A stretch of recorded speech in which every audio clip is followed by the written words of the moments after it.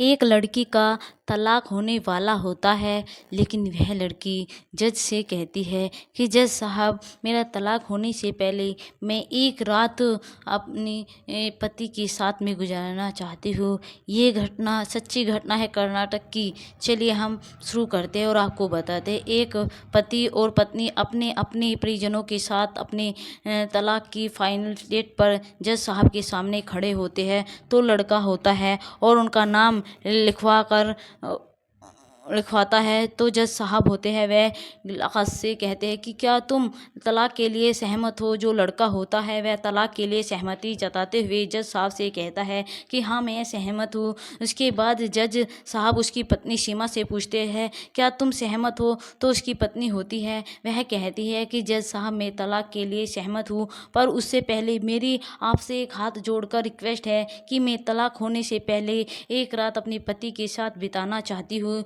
दोस्तों, उसकी यह बात सुनकर जो जज साहब होते हैं वह गुस्सा हो जाते हैं। वह कहने लगते हैं कि 4 साल से तलाक का केस है, वह कोर्ट में चल रहा है। पिछली दफ़ा में मैंने 6 महीने की तारीख तुम्हें इसलिए दी थी ताकि तुम सोच समझकर अच्छी तरह एक डिसीजन कर सको। उसके बाद तुम्हारा तलाक फिक्स हो जाएगा। और साथ ही साथ मैंने तुम्हें कहा था, अगर तुम किसी डिसीजन पर नहीं पहुँचे तो फिर मैं अपनी तरफ से फैसला सुनाऊंगा जो तुमने मनाना पड़ेगा। लेकिन दोस्तों, जो जज होते हैं वह भी एक इंसान थे। वह सोचने लगते हैं क्या पता इस रात के कारण इन दोनों जिंदगी दोबारा मिल जाए। वह सोचते हुए लड़की को एक रात अपने पति के साथ बिताने की सहमति दे देते हैं और साथ ही साथ कहते हैं कि कल सुबह 10 बजे तुम्हें फिर कोर्ट में हाजिर होना चाहिए होगा और उसके बाद तुम्हें तुम्हारा अंतिम फैसला होगा। यह बात सुनते ही जो लड़की परिजन होते हैं वह अपनी बेटी से जज साहब के सामने ही बुरा भला कहने लगते हैं। उनकी यह बात सुनते ही जज होते हैं उनसे कहते हैं कि आज से पहले जो तुम्हारी लड़की थी तुम्हारे साथ भी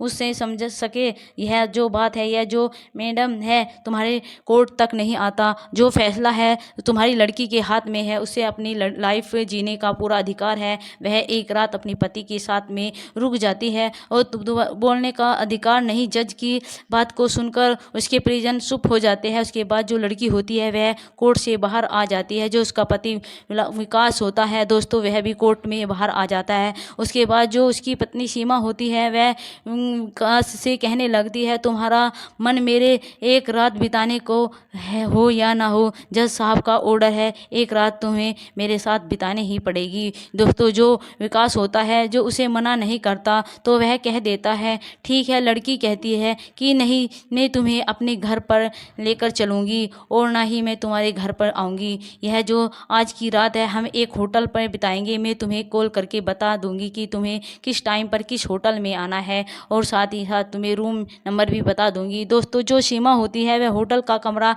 बुक कर लेती है। जो विकास होता है उसको शाम 7 बजे होटल में पहुंचने को कह देती है। जो विकास होता है एजेंट 7 बजे होटल में पहुंच जाता है।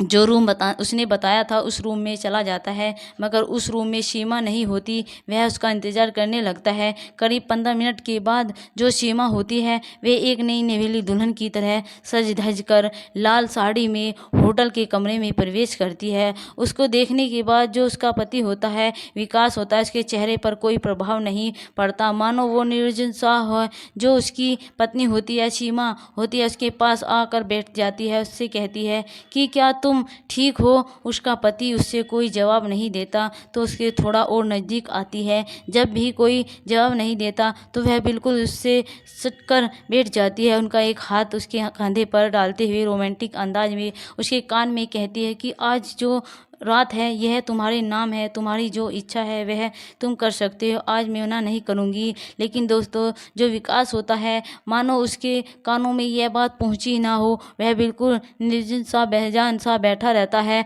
लेकिन उसकी जो पत्नी होती है वह अलग ही मूड में होती है, उससे बात करना चाहती थी। वह बहुत ज़्यादा रोमांटिक मूड में होती है, उसे अपनी बाहों में भरने की कोशिश करती है तो वह झटक कर दूर कर देता है और कहता है कि इस बात के लिए तुमने जज साहब से कोर्ट में मेरे साथ एक रात बिताने का टाइम मांगा था, और यह बात है तो मैं यहाँ पर नहीं रहना चाहता। मेरी कोई भी इच्छा नहीं है तुम्हारे साथ संबंध बनाने की। उसकी यह बात सुनकर जो सीमा होती है वो बिल्कुल भी गुस्सा नहीं होती, बिल्कुल शांत होती है। शायद वो इस रात के लिए कुछ अलग ही सोच कर आई थी, तो उसे कहने लगती है कोई बात नहीं। वो उससे हंसते हुए कहती है मेरे राजा कोई बात नहीं, लेकिन अभी मैं तुम्हारी पत्नी हूँ, मेरा भी अभी तुम पर अधिकार है, मैं जो चाहा वो कर सकती हूँ, तुम मुझे मना नहीं कर सकते। दोस्तों, विकास जो होता है, लड़का होता है, उसका गुस्सा आ जाता है। वह कहने लगता है कि आखिरकार तुम्हारी मसा मैंने बात मानी है, बताओ ताकि मैं यहाँ से निकल सकूँ।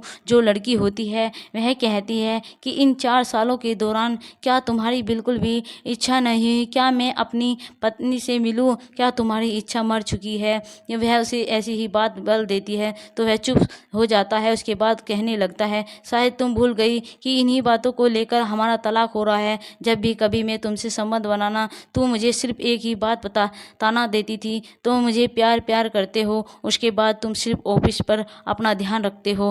उसके बाद अलावा तुम कभी भी मुझे बैठकर प्यार भरी बातें नहीं करते। वह कहने लगता है क्या प्यार भरी बातें करना ही प्यार होता है? उससे अलावा क्या मैं तुम्हारी की भी बात तुम्हारा ख्याल नहीं रखता था? छोटी छोटी बातों पर लेकर मैं तुम्हारे प्रति सीरियल नहीं था? वह कहने लगती है खैर उन बातों को छोड़ो, मैं आज की बात कर रहा हूँ। दोस्तों, वह कहती है कि शायद इस दुनिया में कोई एक आध ही मर्द होगा, वह भी तुम्हारी जैसे कि तुमने सामने इतनी खूबसूरत नौजवान दुल्हन जैसी लड़की बैठी है और वो उसे टच भी न करे। इसलिए दोस्तों, वो साफ शब्दों में कह देती है कि मैं तुम्हारे साथ कोई संबंध नहीं बनाना चाहता। तुम्हें याद नहीं क्या, तुम भूल चुकी हो कि तुमने मुझे क्या क्या कहा था? तुमने तो यह कह डाला कि मैं मर्द औरत से सिर्फ एक ही चीज़ चाहती होती है, और जब वह चीज़ मर्द को मिल जाती है तो उसके बाद औरत कोई जात भी नहीं पूछता। तो फिर आज तुम खुद ही मेरे पास चलकर क्यों आई हो? साथ संबंध बनाना चाहती हो?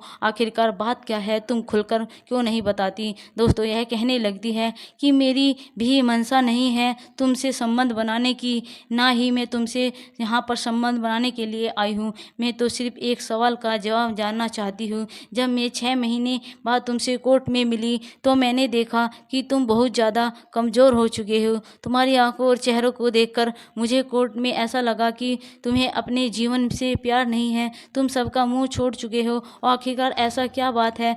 तुम तो मुझे बात बताओ, शरीर से हट करते हैं। आखिरकार इन 6 महीनों में ऐसा क्या हुआ? किसी बात से, किसी भी बहस में तुम मुझे जीतने नहीं देते थे, लेकिन अब ऐसा क्या हुआ कि तुम बोलना ही नहीं चाहते? सिर्फ इस बात का जवाब मैं जानना चाहती हूँ। अगर तुमने नहीं बताया तो शायद मैं तुम्हें तलाक नहीं दूंगी। दोस्तों, कहने लगता है कि तुम तलाक दो या ना दो, 5-4 दिन या 5-4 महीने में तुम्हें छोड़कर चला जाऊंगा। शायद उसके बाद तुम मेरा चेहरा कभी भी नहीं देख पाओगी। और दोस्तों, उसकी इस बात को सुनकर वह कहने लगती है कि समझी नहीं, जरा खुलकर बताओ आखिरकार बात क्या है? अगर तुम शादी से लेकर अब तक मेरे दिल में मेरे लिए जरा भी जगह है, तो तुम अगर मुझे चाहते हो, तुमने मुझे कभी प्यार किया है, तो मुझे बताना पड़ेगा बात क्या है। दोस्तों, उसकी यह बात सुनकर जो विकास होता है वह टूटता है, उसकी आंखें आंसू बहने लगती है। और अब जो विकास होता है वह रोते कहने लगता है जब हम पिछली तारीख पर कोर्ट में मिले थे, उसके 2 दिन बाद ही मेरे पेट में अचानक से दर्द हुआ। उसके बाद मैं हॉस्पिटल में जाकर जब मैंने मेरे चेकअप करवाया तो मुझे पता चला कि मुझे कैंसर है, और शायद अब मैं 4-5 में नहीं ही जी पाऊँगा। अगर मेरी बीवी होती, बच्चे होते, तो शायद मेरे पास एक मकसद होता, मेरी ज़िंदगी से प्यार करता। लेकिन अब मेरे पास ऐसा कुछ भी नहीं है जिससे मैं प्यार कर सकूं, तो शायद जीवन जीना ही बेकार है। मैंने अपनी लाइफ से सारा आशाएं छोड़ दी है। उसकी कैंसर की बात सुनने के बाद जो उसकी पत्नी होती है वह बहुत ज़्यादा भावुक हो जाती है, उसकी आंखों से आंसू आने लगते हैं। वह सोचने लगती है कि जिस पति की लंबी उम्र के लिए मैं हफ्ते में 3-4 बार उपवास रखती थी, और जिन उपवास को लेकर मेरे पति और मेरे बीच झगड़ा हुआ करता था, आखिरकार वह पति आज अकेला पड़ गया है। वह अपनी मौत से अकेला जूझ रहा है, वो अपनी पति मौत से अकेला लड़ रहा है। आखिरकार मैं ऐसा कैसे कर सकती हूँ? वह बहुत ज़्यादा इमोशन हो जाती है। इमोशन होने के बाद वह अपने पति के गले लग जाती है, लेकिन लेकिन उसका पति कोई प्रतिक्रिया नहीं करता। उसने तो सोच रखा होता है कि इस जीवन में अब मुझे नहीं जीना है। तो उसका पति होता है उसे कहने लगता है कि अब तुम्हें पता चल गया कि जो तुम जानना चाहती हो कि मैं कमज़ोर क्यों हूँ और मैंने जीवन से प्यार ख़त्म क्यों कर दिया, अब मैं जा सकता हूँ। वह कहती है कि तुम अभी नहीं जा सकते, सुबह के 6 बजे तक तुम्हें मेरे पास रहना पड़ेगा, यह जज साहब का ऑर्डर है। उसके बाद अगली सुबह 10 बजे जज साहब के पास पेश होकर अपने बयान में भी देने ताकि हमारी तलाक हो सके। उसके बाद शायद मैं ज़िंदगी में कभी मिल नहीं पाऊँगा। एक बार फिर तुम्हारे पास मौका है, तुम चाहो जो चाहो मेरे साथ कर सकते हो, मैंने मना नहीं करूँगी। मगर दोस्तों, जो विकास होता है उसका मूड बिल्कुल ख़राब होता है, वो बहुत ज़्यादा उदास होता है, कमज़ोर भी होता है। वह कह देता है मेरा बिल्कुल भी मूड नहीं है, मैं तुम्हारे साथ कुछ नहीं करना चाहता। दोस्तों, अब वह थोड़ा बेड पर एक दूसरे दूरी बनाकर लेट जाते हैं। दोनों अतीत की बातें करने लगते हैं, जो भी उनकी लाइफ में घटित होता है, जो प्यार के लम्हे थे, जिन बातों को लेकर उनकी छोटी छोटी लड़ाइयाँ हुआ करती थी, जिन बातों को लेकर उनके बीच तलाक हो रहा था, वे सभी बातें करने लगते हैं। और बात करते करते ही फिर उन दोनों के बीच तेज झगड़ा हो जाता है। झगड़ा होने के बाद वो एक दूसरे से रूठ जाते हैं। जो सीमा होती है वे उसे पीट फेर कर सो जाती है, वो विकास होता है उससे भी पीट फेर कर लेट जाता है। मगर दोस्तों, ऐसे माहौल में आप भी जानते हैं कि नींद नहीं आती। दोनों अपनी आंखें बंद करके सोच में पड़ जाते हैं। करीब सुबह के 6 बजे जो सीमा होती है उठकर उससे कहती है कि अब चलने का टाइम आ गया है, आज के बाद मैं तुम्हें कभी दोबारा नहीं मिल पाऊंगी, हमारा तलाक हो जाएगा। अभी भी तुम्हारे पास टाइम है, अभी 1 घंटा तुम्हें दे सकती हूँ, अगर तुम कुछ कहना चाहते हो अपनी तरफ से। दोस्तों, वो मना नहीं करती, वह कहती है कि मुझे कुछ नहीं कहना। तो वह कहती है कि 10 बजे कोर्ट में मिलेंगे, उसके बाद हमारी ज़िंदगी का फैसला हो जाएगा। हम दोनों जो है जो रास्ते हैं वह अलग अलग हो जाएंगे। मैंने तुमसे पूछा था, जो भी बातें करनी है, मेरे दिल में सवाल है वह तुमसे पूछ चुकी। दोस्तों, वह दोनों अपने अपने घर चले जाते हैं। 10 बजे के करीब वो दोनों अपने अपने परिजनों के साथ कोर्ट में जज साहब के सामने खड़े होते हैं। जो जज साहब होते हैं वो भी एक नई एनर्जी के साथ सुबह कोर्ट में हाजिर होते हैं। वह सोचते हैं शायद यह फैसला इनका तलाक नहीं होएगा और यह फैसला बदल जाएगा, लेकिन ऐसा कुछ नहीं होता। वे इन दोनों की बातों को सुनकर आगे की जानकारी जानने के लिए दोस्तों चलिए आगे शुरू करते हैं। लेकिन जज साहब जब अपना फैसला सुनाने के लिए उन दोनों से पूछताछ करते हैं तो वह दोनों एक दूसरे की तरफ इशारा करते हैं और देखते हैं वह लड़की थी, वह भी बहुत मुरझा रही थी और बेजान सी पड़ रही थी, क्योंकि उसके पति को ब्लड कैंसर था, क्योंकि उसकी उम्र भी बहुत कम बची थी। और ऐसी स्थिति में एनर्जी के साथ सुबह कोर्ट में आते हैं या सोचते हैं कि शायद आज उस कपल का मिलन हो जाएगा। एक रात एक दूसरे के साथ बिताने के बाद शायद तलाक नहीं होगा, कैंसिल हो जाएगा, इस बात की आशा करते हुए जो जज साहब होते हैं वो विशाल से पूछते हैं, क्या तुम अभी तलाक लेना चाहते हो? जो विकास होता है तो दोस्तों वह जज साहब को कहता है कि हाँ साहब, मैं तलाक लेना चाहता हूँ। उसकी यह बात सुनते ही जज साहब हैरान हो जाते हैं। अब यह बात सुनने के बाद उस लड़की से, सीमा से भी आशा छोड़ चुके थे कि शायद वह भी यही बात बोलेगी कि मुझे भी तलाक लेना है। तो वह उससे पूछते हैं कि क्या तुम्हें भी तलाक लेना है? सीमा जो होती है वह कहती है कि जज साहब, मैं तलाक नहीं लेना चाहती, मैं अपने पति के साथ रहना चाहती हूँ, चाहे मुझे अपने साथ रखे या ना रखे, ज़बरदस्ती इनके घर में रहूँगी, मगर मुझे इनके साथ रहना है। मैं दुखी की घड़ी में इनका साथ नहीं देना चाहती हूँ, इन्हें अकेला नहीं छोड़ना चाहती। जब मैं इनके घर में नई दुल्हन बनकर आई थी तो मैं हफ्ते में 3-4 बार उपवास रखा करती थी ताकि मेरे पति की उम्र लंबी हो और इन्हें कोई भी रोग ना हो, इनका स्वास्थ्य बिल्कुल सही रहे। मगर आज इनको कुछ ऐसा दिक्कत है, अगर उस दिक्कत में मैं इनके साथ नहीं रहूँगी तो शायद ऐसे ही दुख में चले जाएंगे और उसका पश्चाताप आप जिंदगी भर भूल नहीं पाऊंगी। जज साहब कहने लगते हैं कि ऐसा क्या दुख है, ऐसी क्या बीमारी है जिसके कारण तुम इतनी बदल गई? और कहने लगी कि इन दोनों दिनों के दौरान मैंने देखा है, शायद मेरी पूरी ज़िंदगी में अनुभव नहीं किया, इस कारण मैं अपना फैसला बदल रही हूँ। वह कहती है कि मेरे पति का पेट का कैंसर है, इसी दुख की घड़ी में उनके साथ रहना चाहती हूँ।